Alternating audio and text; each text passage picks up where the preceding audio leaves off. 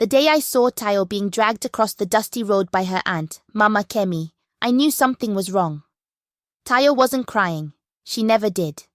She had learned to keep quiet, but the way she clutched her small bag of belongings, you could tell her heart was breaking. Mama Kemi yelled at her, called her useless, and threw her out of the house. That was the last time I saw Tayo before her story took a turn none of us in Abuta could have predicted. Let me take you back to the beginning of this tale.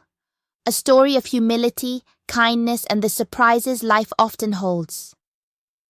Tayo was only 15 when her parents died in a fire that consumed their small home in the heart of Abuta. The fire's glow lit up the night sky, and the smell of smoke lingered for days. The tragedy left her with nothing but the clothes on her back and the haunting memories of her family. With nowhere else to go, she was taken in by her aunt, Mama Kemi. To outsiders, Mama Kemi appeared generous for taking her niece in, but behind closed doors, her true nature emerged. Mama Kemi was a sharp-tongued woman whose voice often echoed through the township. Her daughters, Kemi and Ronke, were the pride of her life. Beautiful, well-dressed and spoiled. They strutted through Abuta's narrow streets in shiny shoes and colourful dresses, their laughter loud and carefree. In contrast, Tayo wore faded, oversized hand-me-downs, patched so many times they barely resembled clothes. Her shoes were mismatched and falling apart, but she never complained. From the moment she arrived, Tayo was treated like a servant. Every morning before the sun rose, she fetched water from the communal well. The heavy bucket often left red marks on her hands, but Tayo bore the burden silently. Her daily chores included sweeping the dusty yard, cooking meals, and scrubbing the wooden floors until they gleamed. "Tayo," Mama Kemi's voice would bellow, "why haven't you washed the clothes yet? Do you want my daughters to wear dirty things?" "I'm almost done, Auntie," Tayo would reply, her tone meek and polite. Mama Kemi would glare at her. "You're lucky I didn't leave you on the streets like a stray dog." As weeks turned to months and months turned to years, Tayo continued to work happily in her auntie's house. Despite the harsh treatment, Tayo's heart remained soft. She was known in the township for her gentle spirit, even as she grew up to be a sweet young woman. She often helped elderly neighbors carry firewood or fetched extra buckets of water for them. Stray dogs and cats would follow her, sensing her kindness, and she'd share whatever scraps of food she could spare. Her selflessness stood in stark contrast to the cruelty she endured at home. But Tayo's kindness extended beyond animals and neighbors. One day, her life intertwined with that of a stranger who appeared as if out of nowhere. It was a stormy afternoon when Darpo first appeared in Abuta. The rain had been relentless, turning the dirt roads into muddy streams. Drenched to the bone, Darpo shuffled into the township, his head bowed and his shoulders hunched.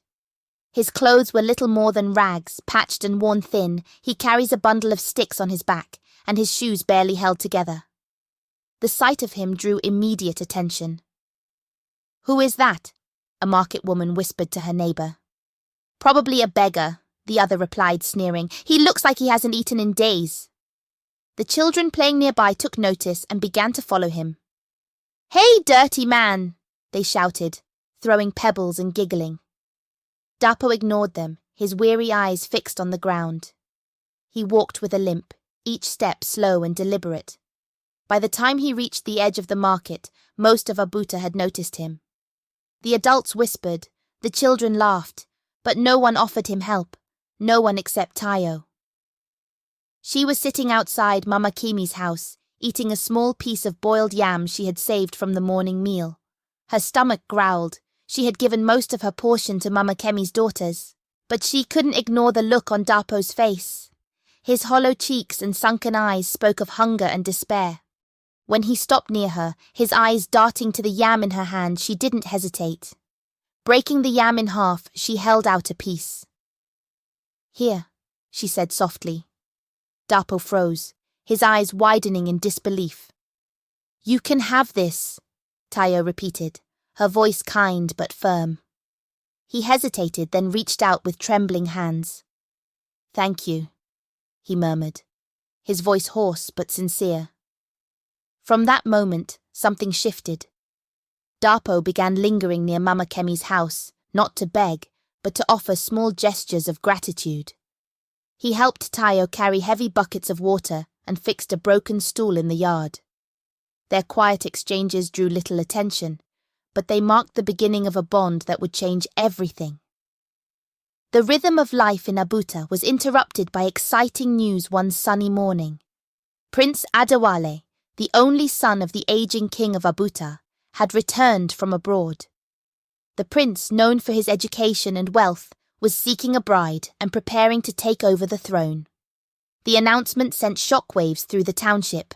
Mothers polished their daughters' appearances, and whispers of the prince's charms spread like wildfire. Mama Kemi, ever the opportunist, saw the prince's return as her golden chance. She spent days preparing her daughters, dressing them in the finest lace dresses and adorning their hair with beads that sparkled in the sunlight. She paraded them through the market square, their laughter loud and rehearsed, hoping to catch the prince's eye. Tayo, however, became an even greater target of Mama Kemi's wrath.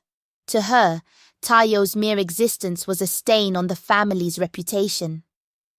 "You're an embarrassment," Mama Kemi snapped one afternoon, finding Tayo scrubbing the steps. "How can I hold my head high when people see you in these rags?" Tayo remained silent, her head bowed, but her hands didn't stop scrubbing. Tears pricked her eyes, but she refused to let them fall. Things took a darker turn when Mama Kemi caught Tayo sharing her food with Dapo again. The sight made her blood boil. She stormed outside, grabbed Tayo by the arm and dragged her into the house. "If you love beggars so much, you can marry one," Mama Kemi shouted, her voice shaking with rage. She stormed back outside, her finger pointed like a dagger at Dapo. "You!" she barked. "Take her! She's useless to me!" Tayo fell to her knees, tears streaming down her face. "Please, Auntie," she begged, her voice trembling. "Don't send me away. I have nowhere to go." But Mama Kemi was unmoved, her lips curled into a sneer. "Good riddance," she spat. "Two useless people together." Dapo stepped forward, his face calm but resolute. "She can come with me," he said quietly, "but I have no home to give her." "Perfect," Mama Kemi retorted. "Then you'll both live in the dirt where you belong." The door slammed shut behind her, leaving Tayo and Dapo alone. Tayo wiped her tears and looked at Dapo, her heart heavy with fear and uncertainty. "Let's go," Dapo said gently. "I'll take care of you." Little did anyone know, this was only the beginning of a story that would leave all of Abuta speechless. Tayo followed Dapo with hesitant steps, clutching her small bundle of clothes. She expected him to lead her to a dilapidated shack or a hidden corner in the forest. But as they walked further, the narrow paths gave way to a wide cobblestone road lined with towering trees. "Where are we going?" Tayo asked, her voice barely above a whisper. The rising moon cast an ethereal glow on the landscape. Dapo didn't respond immediately. When they reached a massive iron gate, he finally stopped. The gate was adorned with intricate golden designs that shimmered even in the faint light. Tayo's breath caught. "This can't be right," she murmured. "Why are we here?" Dapo turned to her, his expression calm but unreadable. "You'll see," he said, pushing the gate open with surprising ease. Inside, the sight that greeted Tayo left her speechless. The sprawling palace stood like a beacon of grandeur, its tall golden pillars glinting under the moonlight. Fountains spilled crystal-clear water into stone basins, and lush gardens stretched as far as the eye could see. Servants in crisp uniforms hurried forward to greet them, bowing low. "Your Highness," one of them said. "Welcome back." Tayo froze, her mouth agape. "Your Highness?" she whispered. Dapo turned to her, no longer the quiet beggar she thought he was. His posture was straight, his voice confident. "I am Prince Adewale. I disguised myself as a beggar to find someone who would treat me with kindness, not because of my wealth or title. Tayo, You were the only one who showed me compassion when no one else would." Tayo's knees buckled, and she would have fallen if Dapo hadn't caught her. "You belong here," he said gently. "Not as a servant, but as someone I hold dear." Weeks later, the palace hosted a grand celebration for Prince Adewale's birthday. The streets of Abuja buzzed with excitement as invitations were delivered. The air smelled of roasted corn, jollof rice, suya and freshly fried akara as townsfolk prepared for the festivities. Every eligible young woman in Abuja received an invitation, including Mama Kemi's daughters. Mama Kemi, with her usual determination, went into overdrive. "This is the chance of a lifetime," she exclaimed, bustling around her modest home. Her daughters sat still as tailors fitted them in luxurious dresses made from borrowed fabrics. "Tonight, one of you will become queen," Mama Kemi whispered to her daughters as they admired their reflections in a cracked mirror. The grand hall of the palace was a sight to behold. Glittering chandeliers hung from the high ceilings, casting warm golden light over the room. The walls were adorned with intricate carvings, and the scent of exotic flowers filled the air. Guests in their finest attire mingled, the women's brightly coloured gowns swirling as they danced.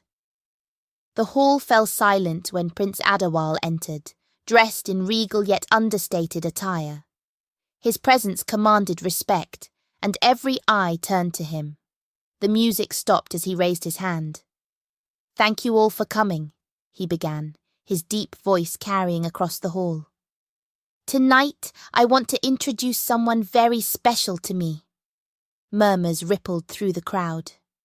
Mama Kemi's daughters straightened their posture, their eyes gleaming with anticipation. But when the prince extended his hand, it wasn't one of them who stepped forward. Tayo appeared, dressed in a simple yet elegant gown that glowed under the light. Her hair was styled modestly, and her nervous smile was captivating. Gasps filled the room as she walked to the prince's side. That's my niece," Mama Kemi stammered, her face turning ashen. Prince Adewale smiled warmly at Tayo, taking her hand in his. "This is Tayo, the woman who showed me kindness when I was just a beggar. She is the one I choose to stand by my side." The hall erupted in applause, but Mama Kemi and her daughters were frozen in shock. Tayo's eyes shimmered with tears as she glanced at the crowd, then at the prince. After the celebration, Mama Kemi mustered the courage to approach Tayo. The once proud and sharp-tongued woman now looked humbled.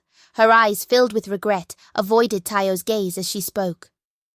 "Tayo," she began quietly, her voice trembling. "Please forgive me. I was wrong. I should have treated you better." Tayo stared at her aunt for a long moment, the weight of their shared past heavy in the air. Finally she nodded, her voice soft but firm. "I forgive you, Auntie, but we must all remember to treat people with kindness, no matter who they are." Prince Adewale, standing nearby, added, "True worth isn't in riches or titles. It's in how we treat those who can give us nothing in return." The moral of the story. Tayo and Prince Adewale's story became a legend in Abuja, a tale passed down through generations. It reminded the township that kindness and humility are far more valuable than arrogance and greed. Mama Kemi and her daughters learned this lesson the hard way, while Tayo's life was transformed by her compassion. For me, the storyteller who saw it all, the lesson is simple. Always choose kindness. You never know who might be wearing a disguise. If this story touched your heart, share your thoughts below and subscribe for more inspiring tales. Let's keep spreading kindness and hope in the world. The end.